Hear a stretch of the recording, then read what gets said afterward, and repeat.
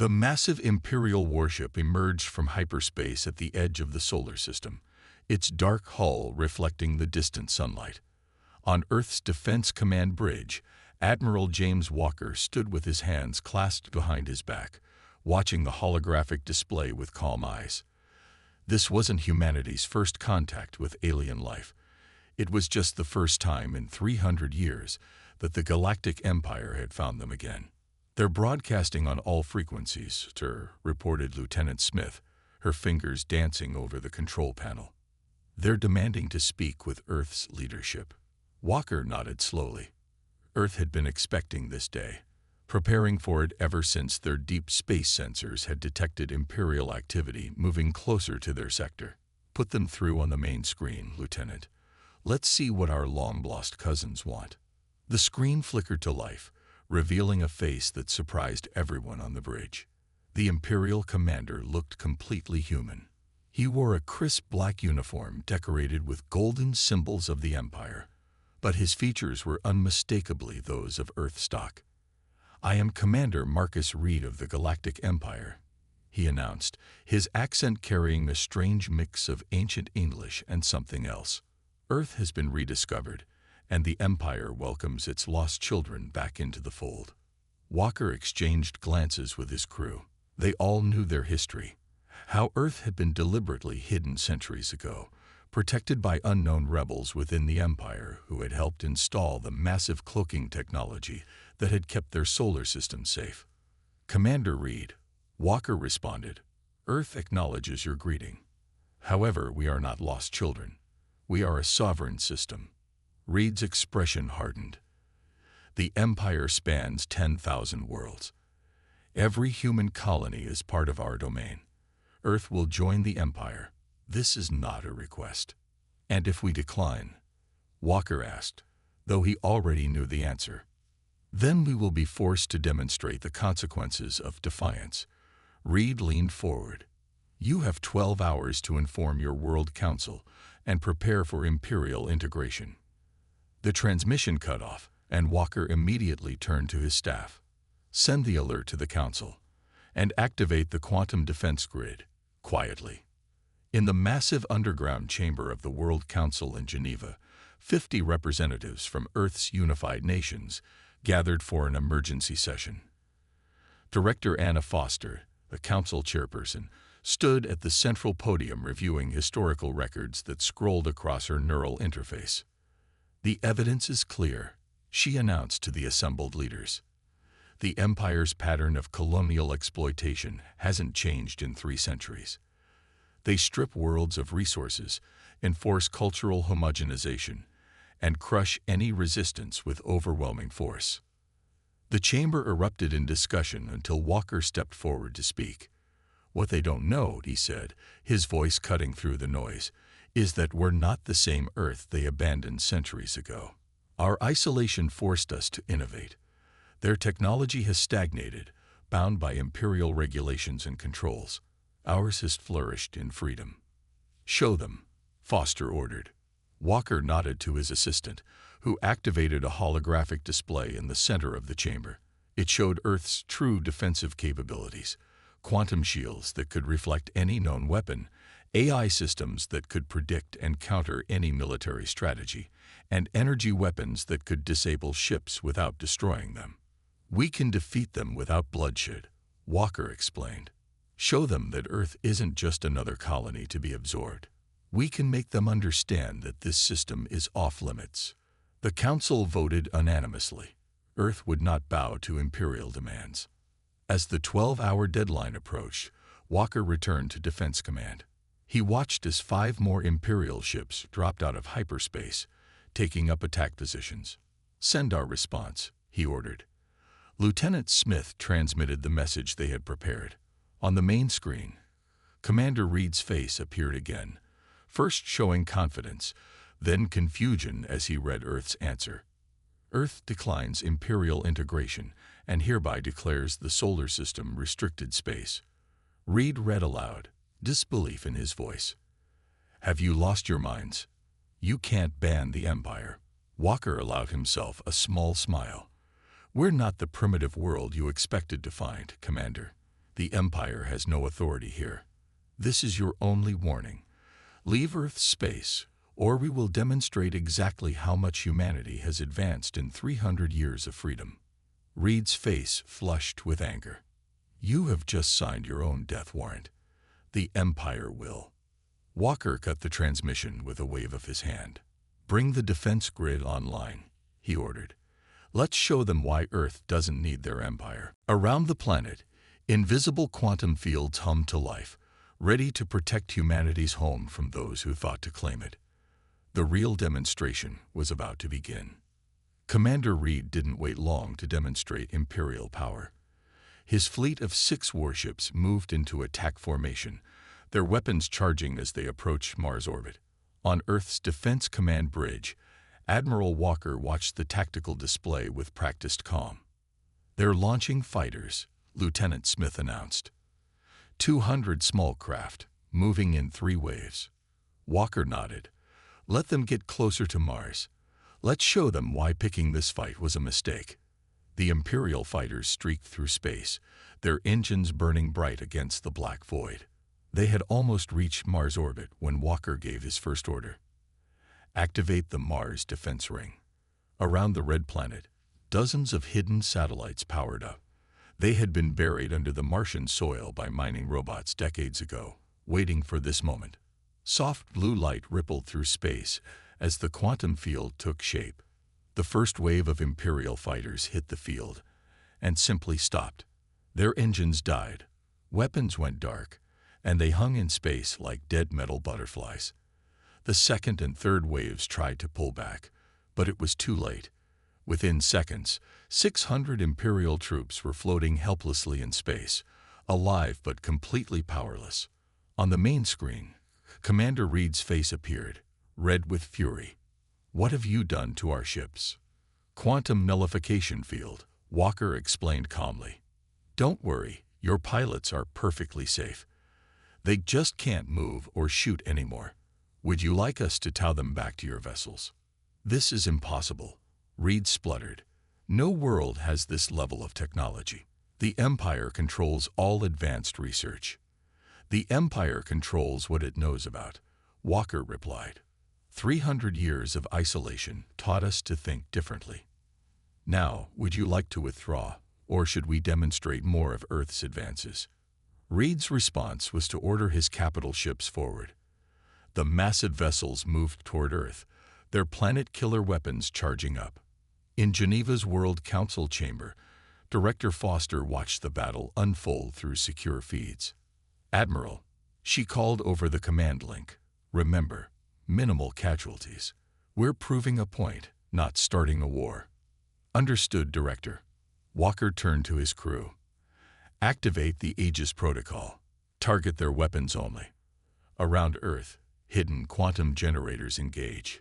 But instead of creating a defensive shield, they sent out precise beams of energy. Each beam struck an Imperial ship's weapon systems with surgical precision. One by one, the mighty cannons of the Imperial fleet crackled with electrical discharge and went dark. Commander Reed's flagship tried to fire its main gun at Earth. The massive weapon exploded in a shower of sparks, leaving a smoking hole in the ship's hull, but causing no casualties. "Imperial fleet," Walker broadcast on all channels, "your weapons are disabled. Your fighters are neutralized. You have no more cards to play. Will you withdraw, or shall we continue this demonstration?" There was a long pause before Reed's voice came back, smaller now, less certain. How did you do this? Our shields are the strongest in the galaxy. Nothing can penetrate them."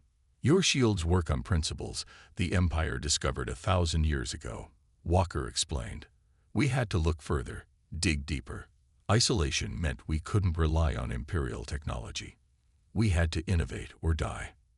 In the council chamber, Foster nodded in approval. This was going exactly as planned. The Empire needed to understand that Earth wasn't just another primitive world to conquer. Back on the bridge, Walker watched as Reed consulted with someone off-screen. When the commander returned, his face showed a mix of fear and respect. "We will withdraw," Reed announced, But the Empire won't forget this insult. We will return with a larger fleet. Numbers won't help you, Commander, Walker said softly. What you've seen today was a gentle warning. Return with more ships, and we'll be forced to show you why Earth remained hidden for so long. Sometimes, the most dangerous worlds are the ones smart enough to stay off the map. The Imperial ships gathered their powerless fighters, using tractor beams to collect the stranded craft. As they prepared to jump to hyperspace, Walker noticed something odd. Commander Reed was looking at Earth with an expression that wasn't quite hatred, it was closer to wonder. As the Imperial fleet vanished into hyperspace, Lieutenant Smith turned to Walker. "Sir, did you see how the commander looked at the end? Almost like he was impressed," Walker finished. "Maybe even envious." He smiled slightly.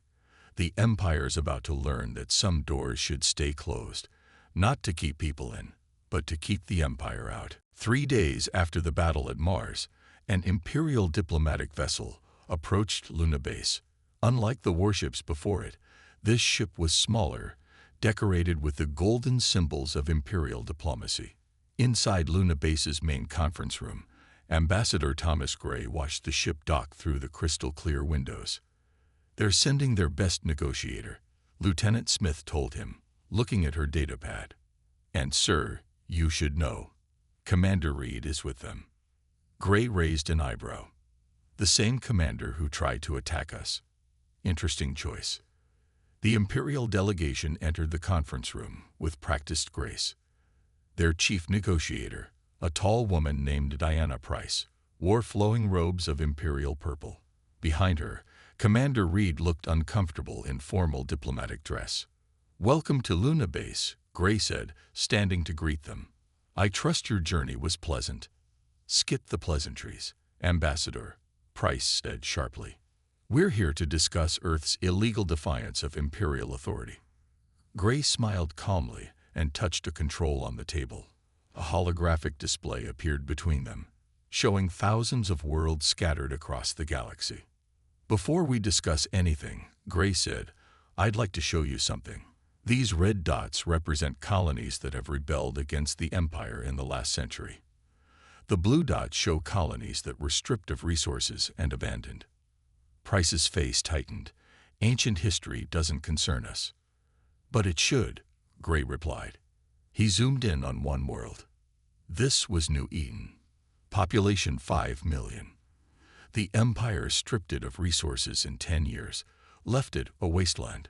Or this one, Liberty Colony. They refused Imperial taxation. Your ships bombarded their cities until they submitted. Commander Reed stepped forward, his face troubled.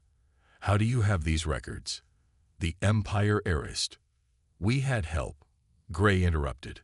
300 years ago, a group of Imperial officers couldn't stomach what the Empire had become. They helped hide Earth, gave us their records, their knowledge. Then they died to protect our secret. Price's confident expression cracked slightly. "You have no proof." Gray touched another control. A new hologram appeared, an ancient recording. It showed Imperial officers working with Earth scientists, installing the massive cloaking systems that had hidden the solar system for centuries. "We have all the proof we need," Gray said quietly. "We spent 300 years studying these records, learning from them. We knew the Empire would find us eventually. We made sure we'd be ready." In the silence that followed, Commander Reed walked closer to the hologram. "I recognize one of those officers," he said slowly.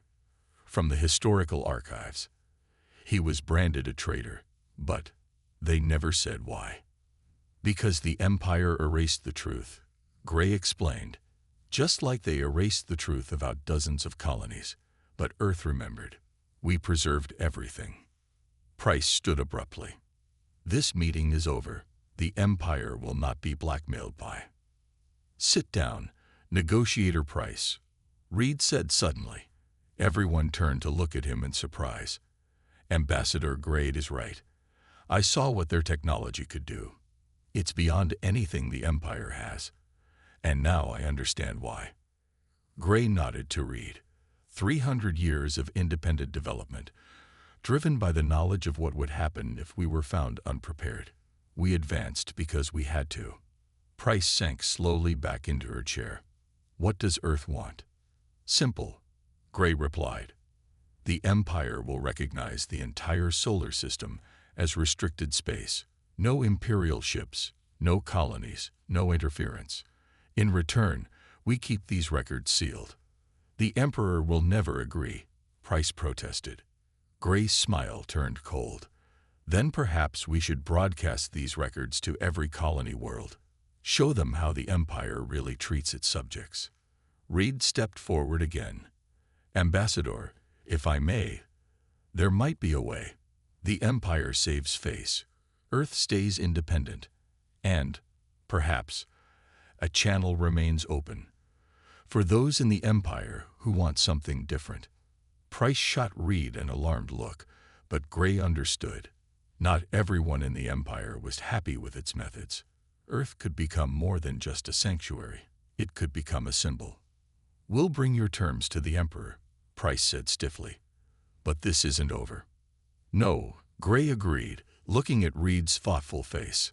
I believe it's just beginning. As the Imperial delegation left, Gray touched his communicator. Director Foster, the seeds are planted, some of them in places we didn't expect. In their wake, the holograms still glowed, showing the truth the Empire had tried to hide, and the hope Earth now offered to the galaxy. The warning came at midnight. Commander Reed's encrypted message flashed directly to Admiral Walker's personal terminal. Massive ATTCK incoming. Emperor, ordiriv FUL invasion. I'm sorry. Walker didn't waste a second. All stations, battle alert. This is not a drill. Across Earth and its colonies on Mars and Luna, defense systems powered up.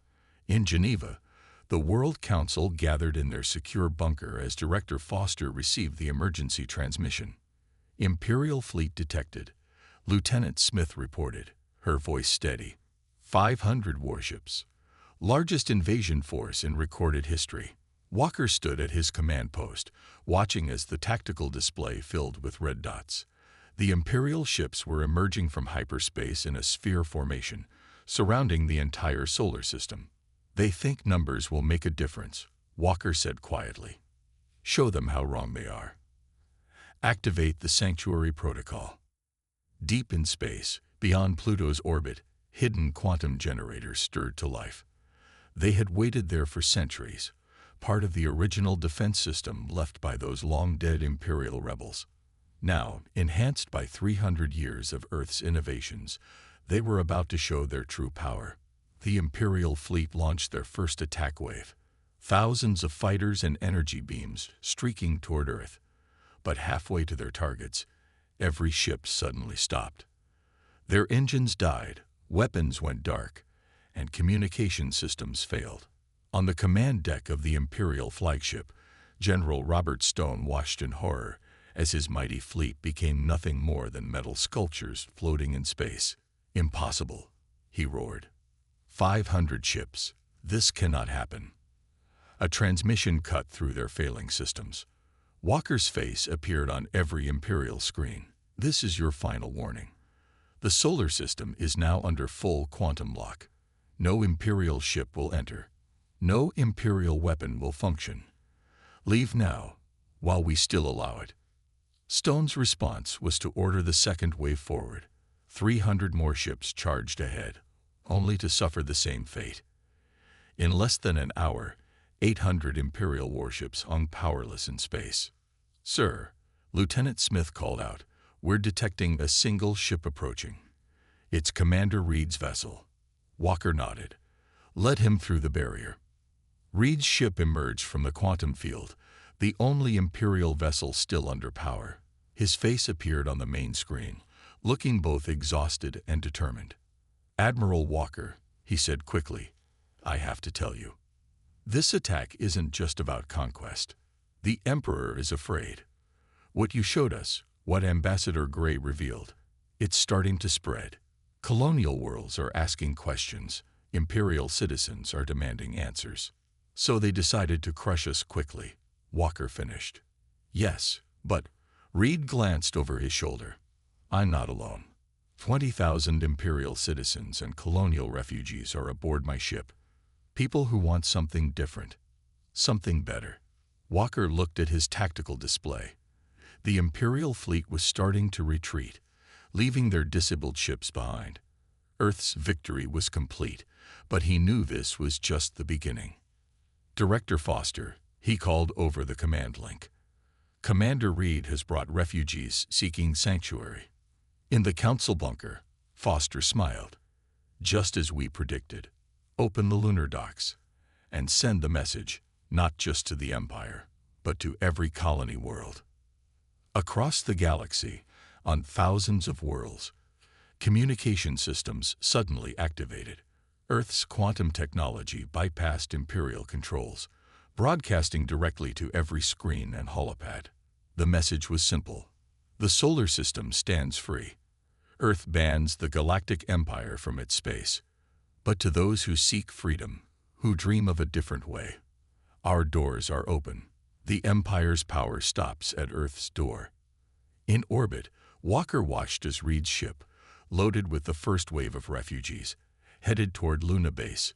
Behind it, the defeated Imperial fleet limped away into hyperspace, leaving their stranded ships and crews to Earth's mercy. Prepare rescue operations, he ordered. Let's show these Imperial crews how Earth treats its prisoners. Admiral, Smith said softly, reports are coming in. 3 colonial worlds have already declared independence. This isn't just a victory. It's a revolution. Walker looked at the disabled Imperial ships, each one carrying crews who would soon learn that Earth's way was different from the Empire's. No, he said, this is just the first step. The real change is just beginning. 1 week after the failed Imperial invasion, representatives from Earth's World Council gathered at the newly constructed Freedom Station, floating in high orbit above the planet. The station's main chamber was filled not just with Earth's leaders, but also with delegates from 3 rebellious colonial worlds and thousands of Imperial refugees. Director Foster stood at the central podium, her voice carrying across the vast chamber. Behind her, through the station's transparent dome, the disabled Imperial ships floated silently, now being repurposed into homes for the refugees. Today, she announced, we make history, not through conquest or dominance, but by declaring our space a sanctuary for all who seek freedom. Ambassador Gray stepped forward, activating the massive holographic display. The 3-dimensional map of the solar system appeared, surrounded by a glowing blue barrier. This is the Forbidden Zone, Gray explained. From the Sun to beyond Pluto's orbit, no Imperial ship may enter without permission. Our quantum fields will enforce this ban absolutely. Commander Reed, now wearing simple civilian clothes, watched from the front row. Next to him sat former Imperial officers and colonial leaders who had chosen to defect. They listened intently as Gray continued. But this is more than just a barrier, Gray said. It's an invitation. To all those in the Empire who dream of something better, Earth extends its hand. Our technology, our resources, our protection, all are available to those who choose freedom. Lieutenant Smith, monitoring communications from Defense Command, suddenly spoke through the command link. Director, Ambassador, we're detecting massive information requests from across Imperial space. Millions of citizens are accessing our broadcast. Foster smiled. This was exactly what they had hoped for. She nodded to Admiral Walker, who stood at attention. As of this moment, Walker declared, Earth activates the full spectrum defense grid. Our quantum fields now extend beyond simple military protection. We can detect and prevent any Imperial attempt to punish worlds that choose independence. The chamber erupted in applause, but Reed stepped forward, raising his hand to speak. There's something you should know, he said, his voice carrying clearly. The Empire's strength was never in its ships or weapons. It was in controlling information, technology, and travel between worlds. How will you prevent them from isolating those who want to join you? Foster's smile widened. "Show them," she ordered. Walker touched his control panel. The holographic display shifted, revealing a network of quantum corridors stretching across space. "FTL interdiction fields," Walker explained. "The Empire's ships can't travel faster than light within these corridors, but any vessel with our quantum signatures can. We've created safe passages that the Empire cannot block or monitor." The colonial delegates gasped. This wasn't just a defensive measure. It was a complete rewriting of the rules that had kept the Empire in power for millennia. "Within 1 month," Foster continued, "we will have established quantum terminals on any world that requests them. These will provide unblockable communication, protected trade routes, and, if necessary, escape paths to Earth." In the back of the chamber, former Imperial citizens were already sending messages to their families, spreading the word across the galaxy. Earth wasn't just banning the Empire, it was offering an alternative. Gray stepped forward again. "Let this declaration be heard across the stars. Earth is now the heart of the Free Systems Network. We do not seek to create a new empire. We seek only to ensure that every world, every person, has the right to choose their own path." The chamber filled with cheers, but Walker noticed Reed sitting quietly, deep in thought. "Something troubles you, Commander?" he asked. Reed looked up. "The Empire won't take this lying down. They'll try to adapt, to find ways around your technology." "Let them try," Walker replied calmly. "For 300 years, we prepared while they stagnated. But more importantly," he gestured to the crowds of former Imperial citizens, "we offer hope. That's something their weapons can't fight." As the declaration concluded, Foster made one final announcement. "To all worlds watching, Earth's doors are open. The Empire's reign of control ends at our doorstep. The future belongs to the free." In orbit, the quantum fields pulsed with blue light, visible from every planet in the solar system. A beacon of hope for a galaxy that had lived too long under Imperial shadow. The message was clear. Earth wasn't just closing its doors to the Empire. It was opening them to everyone else. 1 month after Earth's declaration, the galaxy erupted in rebellion. Admiral Walker stood in Earth's Defense Command, watching as green lights appeared across the galactic map, each one representing a world that had installed Earth's quantum terminals and declared independence from the Empire. 50 more colonies have joined the Free Systems Network today, Lieutenant Smith reported. "The Empire's trying to block communications, but they can't stop our quantum signals." The command center's main screen showed scenes from across the galaxy. Imperial citizens were peacefully walking away from their posts. Colonial worlds were dismantling Imperial monuments. Ships filled with refugees were following Earth's quantum corridors to safety. Commander Reed entered the command center, now wearing the blue uniform of Earth's diplomatic corps. "The Empire's regional governors are panicking," he said. "They've never seen anything like this. No shots fired, no battles fought. Their people are simply choosing to leave." Walker nodded.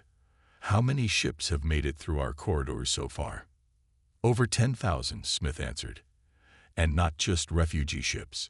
Entire Imperial fleets are defecting. They're following the example we set, disabling weapons, offering sanctuary." The doors slid open as Ambassador Gray rushed in, his face excited.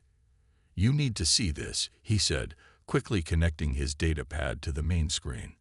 Live feed from the Imperial capital world. The screen showed massive crowds filling the streets of the Imperial capital. But they weren't violent or angry. They were calm, organized, and carrying Earth's symbol of free systems, a blue quantum field surrounding a golden star. "They're calling it the Quiet Revolution," Gray explained. 3 centuries ago, the Empire drove Earth into hiding. Now Earth's example is bringing down the Empire without firing a shot. A priority alert flashed on Walker's screen. Director Foster's face appeared in a secure channel. "Admiral, the Imperial High Council is requesting an emergency meeting. Not to negotiate, to ask for help." Reed's eyes widened. "Help? The Empire never asks for help." They do now, Foster replied. Their system is collapsing. Worlds are emptying. The economy is freezing. They need our help to manage a peaceful transition. Walker looked at the galactic map. The Empire's territory was shrinking by the hour as more worlds joined the Free Systems network. But unlike past rebellions, there was no bloodshed, no devastation. Earth's quantum technology had changed the rules of revolution. Lieutenant, Walker ordered, prepare a relief fleet, humanitarian supplies, medical aid, transition teams. Show them how Earth treats everyone, even former enemies. As the orders went out, Reed stepped closer to the galactic display. You know, he said quietly, when I first faced Earth's defenses, I thought I was seeing the end of the Empire's power. But this, he gestured at the peaceful scenes of revolution, this is something else. You're not just ending the old Empire. You're showing the galaxy a new way to live. Gray nodded. Earth spent 3 centuries learning, growing, preparing. Not just our technology, but our understanding of freedom, cooperation, and progress. Now we can share that knowledge. Another alert lit up the command screens. More Imperial ships were following the quantum corridors, but these weren't refugees or defectors. They were Imperial supply ships responding to Earth's call for humanitarian aid. The Imperial Military Council just surrendered, Smith announced. They're requesting Earth's help to convert their warships into rescue and relief vessels. Walker smiled. Send them our quantum conversion protocols and broadcast this message to all worlds. The revolution is not about destruction. It's about transformation. Earth stands ready to help everyone build a better future. As the message went out, Foster's image reappeared. Admiral, Ambassador, Commander, the World Council has made a decision. We're converting the Forbidden Zone into the Free Zone. The barrier that kept the Empire out will now protect the rights of all peaceful worlds. Outside the command center's windows, ships of all sizes and origins moved through Earth's orbit. Former Imperial vessels flew alongside colonial ships and Earthcraft, all working together to coordinate the greatest peaceful revolution in galactic history. 300 years ago, Reed said softly, Earth closed its doors to survive. Now you've opened them to save the galaxy. Walker watched as another group of ships entered the solar system, following the quantum paths to freedom. No, he replied. We just showed them they had the power to save themselves. 6 months after the start of the Quiet Revolution, the solar system had transformed. Freedom Station had grown into a massive complex of interconnected stations, housing representatives from over 1,000 worlds. In the main assembly hall, Director Foster stood before the gathered delegates of the newly formed Free Systems Alliance. Today marks the end of one journey and the beginning of another, she announced, her voice carrying across the vast chamber. The last Imperial world has joined our network. The Empire, as we knew it, is no more. Admiral Walker, Commander Reed, and Ambassador Gray sat in the front row, watching as Foster activated the massive holographic display. It showed the galaxy not divided by Imperial sectors, but connected by Earth's quantum corridors, bright lines of blue light linking world to world. But this is not a victory celebration, Foster continued. This is a beginning. Each world in our alliance remains free and independent, connected by choice, not force. Reed stood up to speak, now serving as the liaison for transitioning Imperial worlds. The changes we've seen are remarkable. Former Imperial shipyards now produce exploration vessels. Military academies have become centers of scientific research. The Empire's walls of fear have been replaced by bridges of cooperation. The assembly hall's screen showed images from across the galaxy. Former Imperial cities blooming with new life, colonial worlds rebuilding with advanced Earth technology, and space stations that once served as military outposts now hosting cultural exchanges. Lieutenant Smith, monitoring from her new position as Chief of Interstellar Communications, sent a report to Walker's display. Sir, the last batch of statistics. Poverty down 60% across former Imperial space. Scientific breakthroughs up 300%. Interworld travel increased by 500%. Walker shared the numbers with the assembly. This is what happens when we replace control with cooperation, when we choose to help rather than dominate. Ambassador Gray stepped forward, activating another display. Earth's quantum technology has evolved. The barriers that once kept the Empire out now serve a new purpose. They don't just protect, they connect. Any world facing a crisis can call for help and receive it instantly through our network. The assembly watched as a demonstration showed how the quantum corridors could redirect resources, share information, and transport aid wherever it was needed. The same technology that had bound the Empire now bound the free worlds together in mutual support. But Earth is not the ruler of this alliance, Foster declared. We are simply the world that showed what was possible. Each planet in our network has access to all our advances, all our discoveries. We grow stronger by sharing, not hoarding knowledge. Reed stood again, emotion clear in his voice. I once served an empire that claimed to unite humanity, but it united through fear and control. What I see here, what Earth has shown us, is true unity, the kind that comes from choice, from mutual respect and aid. The assembly erupted in applause, but Walker noticed something interesting on his display. Director, he called out, we're detecting signals from beyond the galaxy's edge. It seems we're not alone in the universe after all. Foster smiled. Then we'll be ready, not as conquerors or victims, but as a true alliance of free worlds. Earth's doors are open not just to humanity now, but to all who seek peaceful exchange and cooperation. The assembly chamber's dome retracted, revealing the star-filled sky above.